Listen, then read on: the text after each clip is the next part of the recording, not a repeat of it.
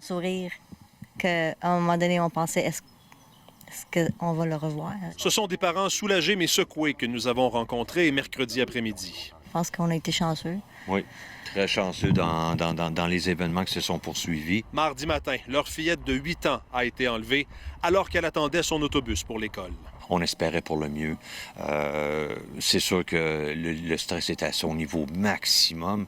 La suspecte, une proche de la famille, l'a fait monter dans sa voiture de force. Elle aurait porté une perruque et tenté de l'attirer avec un petit chien.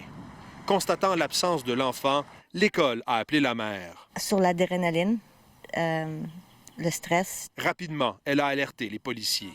La fillette de 8 ans a été rapidement relocalisée à Belleuil, au sud de Montréal. L'alerte Amber était sur le point d'être déclenchée. La fillette était attachée sur la banquette arrière de la voiture de la suspecte. Avec tout ce qui s'est passé hier, toutes les émotions possibles, je vous jure que le service policier de Laval a été d'un professionnalisme incroyable. Soulagement de l'avoir vu pour la première fois depuis ce matin-là. La suspecte dans cette affaire, elle a été accusée d'enlèvement, d'extorsion et de déguisement dans un dessein dangereux. Mon Dieu, je suis à terre. Sous le choc, son conjoint a expliqué qu'une affaire d'héritage aurait motivé son geste. Jamais il ne s'est douté qu'elle pouvait poser une action de la sorte. Elle est douce, elle est tranquille, mais quand elle saute sa coche, elle saute sa coche. Pensez-vous que c'est ça qui s'est passé hier?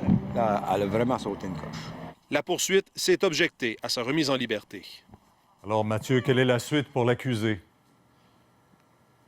Évidemment, vous l'avez entendu, elle va rester détenue parce que les chefs d'accusation sont très graves, comme l'enlèvement implique une personne de moins de 16 ans, dans ce cas-ci une fillette de 8 ans.